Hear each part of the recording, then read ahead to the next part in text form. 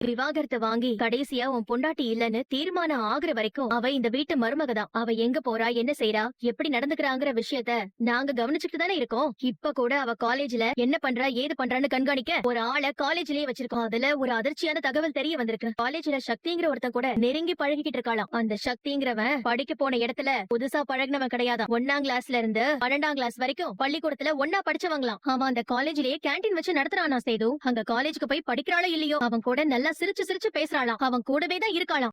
நான் எதையும் கேட்க நிலைமையில இல்ல. இத தனியா விட்டு போகன்னு சொல்றேன்ல. முடியாது மாமா, எங்களுக்கு தெரிஞ்ச இந்த விஷயத்த நாங்க சொல்லிட்டு தான் போவோம். இந்த விஷயத்தை கேட்டதுல இருந்து எங்களுக்கு வயிறெல்லாம் எரியுது. அதை எப்படி மாமா உங்ககிட்ட சொல்லாம இருக்க முடியும்? நீங்க இப்படி அவளை பத்தி எதுவுமே தெரிஞ்சுக்காம இப்படி முட்டாள்தனமாவே வாழ்ந்துட்டு இருப்பீங்களா? எல்லாத்தையும் தாண்டி இன்னொரு விஷயம் தெரியுமா மாமா? அவன் பள்ளிக்கூடத்துல இருந்தே தமிழ்ச்செல்வியை காதலிச்சிருக்கானா. இப்ப மறுபடியும் தமிழ்ச்செல்வி அங்க வந்தது அவனுக்கு ரொம்ப சந்தோஷமா இருக்குன்னு குதூகலமா இருக்கானா. நாங்க சொல்ற எதையுமே உன்னால நம்ப முடியல. இவங்க ஏதோ புலம்பிட்டு போகட்டும், இதெல்லாம் கேட்க வேண்டாம் தானே உன் மனசு சொல்லுது. மாமா, நாங்க எதுவும் ப்ரூஃப் இல்லாம பேசல. வேணும்னா இந்த போட்டோவையும் வீடியோவையும் பாருங்க. கோவம் வருதா?